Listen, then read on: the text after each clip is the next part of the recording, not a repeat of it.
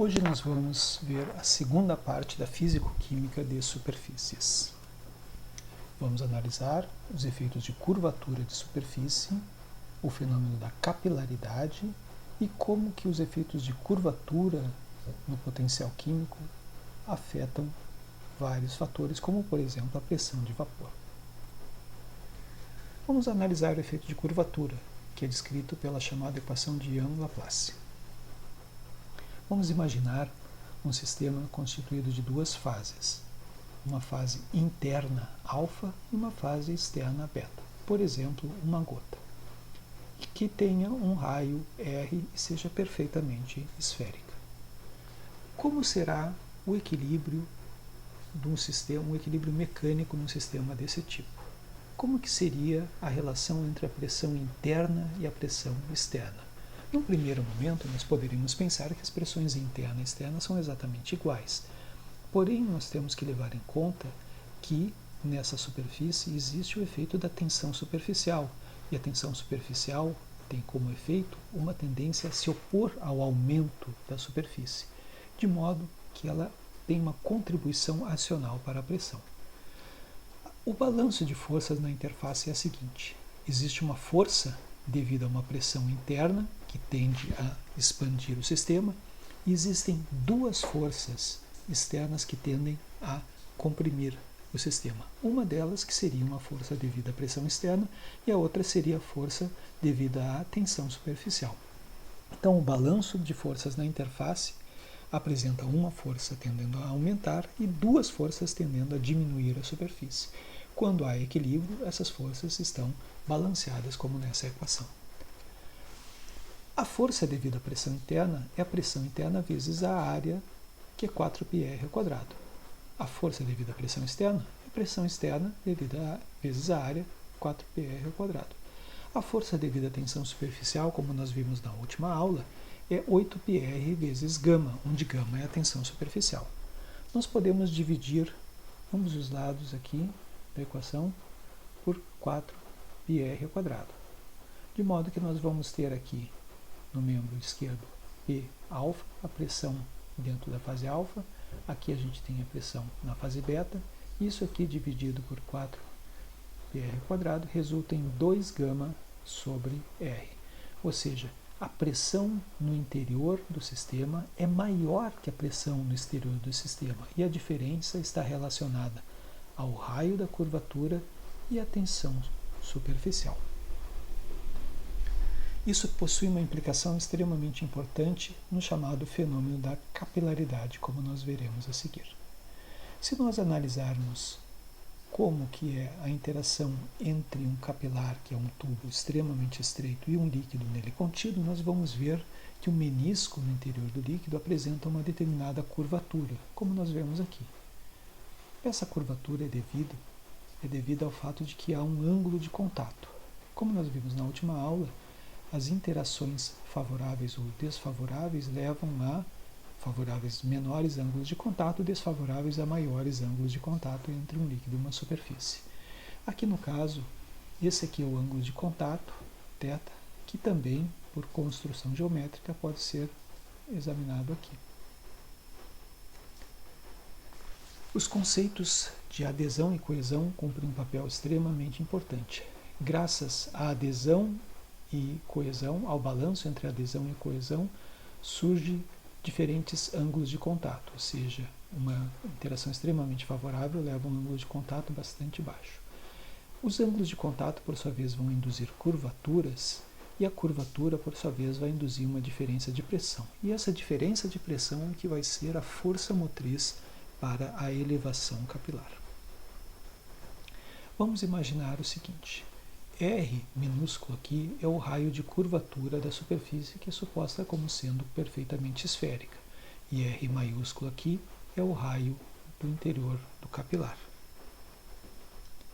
Através de considerações da geometria, nós podemos ver que esse ângulo aqui é exatamente igual a esse ângulo aqui. Então esse aqui é o ângulo θ. De modo que o R do capilar maiúsculo é igual a R minúsculo cosseno de θ. Porém, como nós sabemos, a equação de Young-Laplace vai me dizer que a diferença de pressão devido a uma curvatura é 2γ sobre o raio da curvatura. Como o raio da curvatura e o raio do capilar estão relacionados dessa maneira, é só colocar ali na equação R sobre cosseno de θ igual a R minúsculo. Você coloca aqui, de modo que a diferença de pressão entre o interior e o exterior da curvatura é 2γ cosseno de θ sobre o raio do capilar. Essa diferença de pressão vai provocar a ascensão do líquido no capilar. Essa diferença de pressão vai levar o líquido a subir no interior do capilar até que a pressão hidrostática contrabalance a diferença da pressão da curvatura.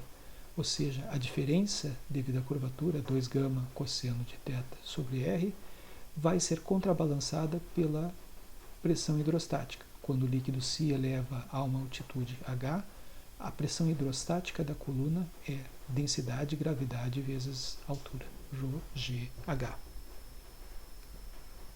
De modo então que nós temos essa relação no equilíbrio 2γ cosseno de θ sobre R igual a ρgh. Isso pode ser expresso de várias maneiras. Ou podemos isolar o γ em função das outras grandezas, ou seja, enxergarmos essa fórmula como um modo de determinar a tensão superficial do sistema, ou isolar a altura de ascensão capilar em função dos outros parâmetros e vemos então um modo como nós podemos predizer a elevação capilar em função de parâmetros descritos do sistema. Se a interação do líquido com a superfície é favorável, o que nós vemos é que o ângulo é inferior a 90 graus. Se o ângulo for inferior a 90 graus, o cosseno do ângulo é positivo. Se o cosseno do ângulo é positivo, nós temos H positivo, nós temos a ascensão capilar. Isso aí é o que caracteriza o que nós chamamos de um menisco côncavo. Se o ângulo de contato for maior que 90 graus, nesse caso, nós temos o que a gente chama de um menisco convexo.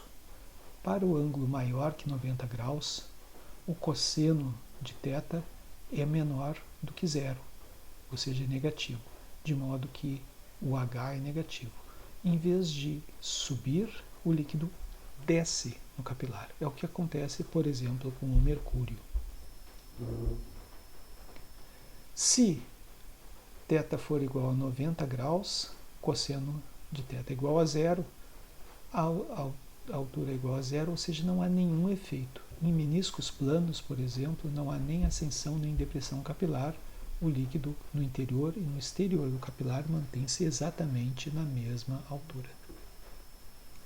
Um caso particular é aquele quando os capilares são suficientemente pequenos, suficientemente estreitos, e a interação entre o líquido e o capilar é suficientemente forte, de modo que a gente tem aqui o que a gente chama de um menisco hemisférico, ou seja, quase que exatamente uma esfera, a metade de uma esfera perfeita.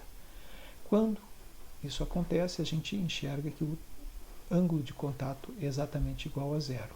Se o ângulo de contato é exatamente igual a zero, o cosseno de θ é igual a 1, e o raio do capilar é exatamente igual ao raio de curvatura da superfície.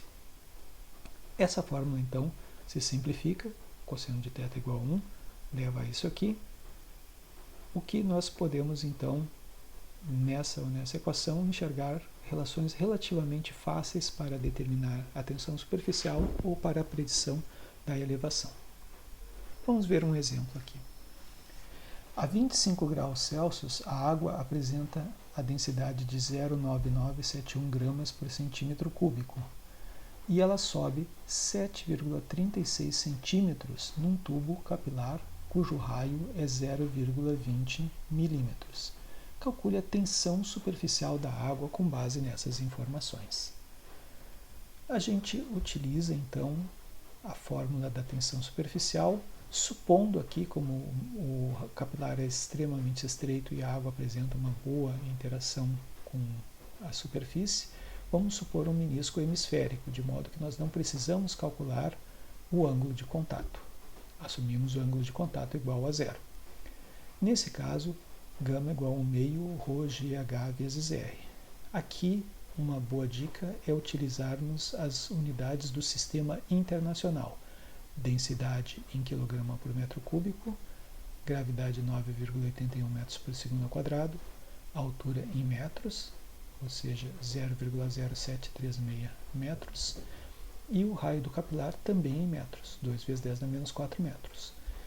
Nós chegamos ao valor de 7,2 vezes 10 a menos 2 newton por metro, ou 72 milinewton por metro. Aqui nós temos em milinewton por metro alguns valores de tensão superficial de diferentes líquidos: N-hexano, éter etílico, benzeno, tolueno, acetato de etilo, acetona, etanol, metanol e água. Nós vemos que, embora vários outros líquidos possuam faixas de tensão superficial muito similares entre si, a água possui uma tensão superficial extremamente elevada. O efeito da curvatura cumpre um papel extremamente importante no potencial químico e na pressão de vapor. Recapitulando aí como que é o efeito da temperatura no potencial químico, nós podemos ver que o potencial químico de qualquer substância pura sempre diminui com o aumento de temperatura. E a diminuição do potencial químico com o aumento de temperatura está relacionada à entropia da fase. Como a entropia da fase sólida é baixa, a diminuição é pouco acentuada.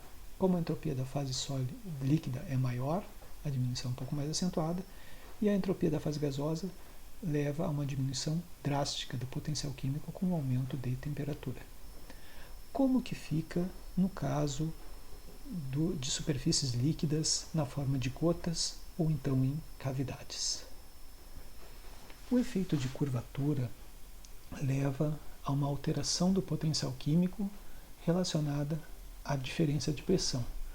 O potencial químico vai aumentar quando nós tivermos uma superfície, um líquido contido no interior da superfície, por causa do aumento de pressão devido à curvatura. Esse ΔP é 2γ sobre R. Então, se nós temos uma gota, devido ao efeito da curvatura, no interior da gota a pressão é mais elevada. A diferença de potencial químico entre a gota e um líquido de referência, que seria numa superfície plana, é V ΔP. Considerando esse ΔP aqui, nós vemos que ocorre um aumento do potencial químico. Esse aumento do potencial químico leva ao fato de que o sistema do líquido na forma de gota vai cruzar o gás a uma temperatura mais baixa do que anteriormente e vai cruzar o sólido a uma temperatura mais elevada do que no outro caso. Ok? Ou seja, a temperatura de ebulição do líquido na forma de uma gota, ela é inferior à temperatura de ebulição do líquido quando ele está em superfície plana. Agora vamos imaginar o contrário, uma cavidade. O que é uma cavidade? A cavidade, o líquido está do lado de fora e não do lado de dentro da cavidade. A cavidade aqui, no interior da cavidade nós temos uma pressão maior, portanto no exterior da cavidade nós temos uma pressão menor. Então esse líquido aqui ele está na verdade submetido a uma pressão inferior àquela pressão que ele estaria submetido se fosse uma superfície plana. Nesse caso então, ΔP igual a menos 2γ vezes o raio da cavidade. E o potencial químico é inferior ao potencial químico esperado numa superfície plana, que é o que a gente enxerga aqui nessa reta aqui azul mais clara. Os pontos nos quais ocorre o cruzamento com a fase sólida e a fase gasosa também se alteram. No caso do gás para temperaturas maiores, no caso da sólida para temperaturas menores. Ou seja, a temperatura de ebulição do líquido na forma de cavidade, ela é na verdade superior à temperatura de ebulição do líquido numa superfície plana. Isso tem implicações extremamente importantes. Por exemplo, quando nós temos um líquido que está numa superfície, no interior de um recipiente, no qual não há nenhuma formação de cavidade e não há, ou as cavidades formadas são muito pequenas, o que pode acontecer é o superaquecimento desse líquido, levando a passar da temperatura termodinâmica de ebulição, o que pode levar então a processos de ebulição tumultuosa, que são bastante danosos quando, por exemplo, se faz a destilação de solventes orgânicos. Por esse motivo, então, se coloca as chamadas pedras de ebulição em solventes orgânicos a serem destilados. O que são essas pedras de ebulição? Elas vão fornecer cavidades, núcleos de cavitação suficientemente grandes, de modo a que esse efeito seja anulado. Como a gente vê, a diferença de pressão é inversamente proporcional ao raio da cavidade. Quanto menor a cavidade, mais acentuado esse efeito da pressão. Cavidades grandes, assim como da outra maneira gotas muito grandes, possuem diferença de pressão praticamente desprezível e o efeito é basicamente o mesmo da termodinâmica de sistemas de superfície plana. O efeito da curvatura também influencia bastante no potencial químico e na pressão de vapor. Se nós analisarmos o equilíbrio entre líquido e vapor, nós vemos que a variação do potencial químico na fase líquida e a variação do potencial químico na fase vapor são iguais entre si, de modo que V dP externo do líquido é igual a V do gás dP do vapor. Substituindo as duas equações aqui nos dois lados, o que nós temos é que nós podemos integrar a pressão de vapor e encontrar uma fórmula que mostra como que a pressão do vapor está relacionada à variação da pressão externa. Só que essa variação da pressão externa nada mais é do que a própria variação devida à curvatura, ou seja, nós podemos relacionar o quanto que o líquido na forma de uma gota ou o líquido na forma de cavidade possuem de pressão de vapor. Então, a pressão de vapor do líquido numa gota dividido pela pressão de vapor que ele teria se fosse uma superfície pura, uma superfície plana, igual a E na volume molar do líquido sobre RT, ΔP. Esse ΔP é 2 gama sobre o raio da gota, ou seja, a pressão de vapor aumenta. O líquido numa forma de uma gota possui uma pressão de vapor mais elevada do que o líquido na forma de uma superfície plana, ou seja, o líquido na forma de uma gota é mais volátil do que o líquido na forma de uma superfície plana. Na cavidade é o contrário. Tudo se passa como se a cavidade fosse uma gota do avesso, por assim dizer, com um raio de curvatura negativo. A pressão de vapor do líquido, quando ele está numa cavidade, é na verdade inferior à pressão de vapor que ele teria se a superfície fosse uma superfície plana, ou seja, a pressão de vapor diminui. Isso faz com que seja menos volátil. E é exatamente por causa disso que os líquidos, quando não há formação de núcleos de cavitação, podem superaquecer, porque a pressão de vapor não chega a atingir o valor da pressão de vapor característica da ebulição, e quando atinge, a temperatura já está elevada demais. Aqui nós podemos calcular como exemplo qual vai ser o valor da pressão de vapor da água na forma de gotas esféricas de diâmetro 1 × 10 a menos 6 milímetros na temperatura de 25 graus Celsius. Sabendo-se que nessa temperatura a pressão de vapor da água é 23,76 milímetros de mercúrio e a tensão superficial 71,9 milínewtons por metro e a densidade 0,997 gramas por centímetro cúbico. Trata-se então de pequenas gotas esféricas, e a pressão de vapor pode ser calculada em função do raio da gota através daquela equação que nós tínhamos visto. Pressão de vapor sobre a pressão de vapor esperada para uma superfície plana é igual àquela expressão, e nós encontramos facilmente que a pressão de vapor é muito mais acentuada do que a pressão de vapor esperada para a superfície plana.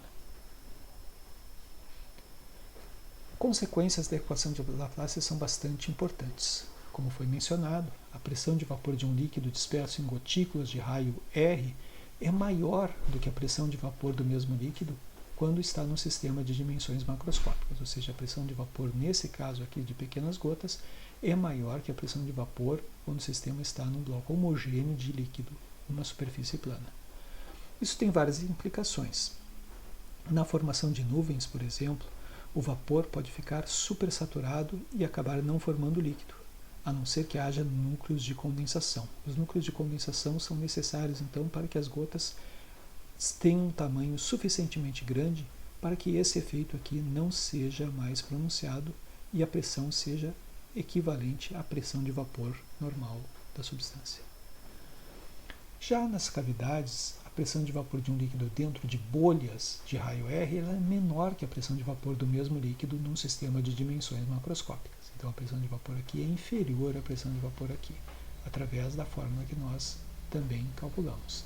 Isso tem implicações, por exemplo, que na destilação o vapor formado no interior das cavidades pequenas colapsa e o líquido acaba ficando superaquecido, a não ser que haja núcleos de cavitação que fornecem então cavidades suficientemente grandes para que esse efeito aqui seja negligenciável. Mas não é somente na pressão de vapor que esse efeito acontece. A equação de Laplace também pode ser aplicada para outras interfaces, como a interface entre sólido e líquido. Ou seja, as mesmas conclusões a respeito dos líquidos dispersos em gases, ou dos gases, os líquidos valem para sólidos dispersos em líquidos. Cristais pequenos, por exemplo, têm uma solubilidade muito maior do que cristais de dimensões macroscópicas. Se a gente tem cristais pequenos aqui em solução saturada e um cristal grande aqui, nós vemos que essa fração molar em equilíbrio é maior do que esta aqui. Isso aqui é a chamada lei de von Neumann. O tamanho médio dos cristais formados é inversamente proporcional à razão de supersaturação. Então, uma solução excessivamente supersaturada forma cristais muito pequenos. Para se formar cristais grandes, a gente tem que ter, no início da formação, uma concentração marginalmente acima da concentração de saturação.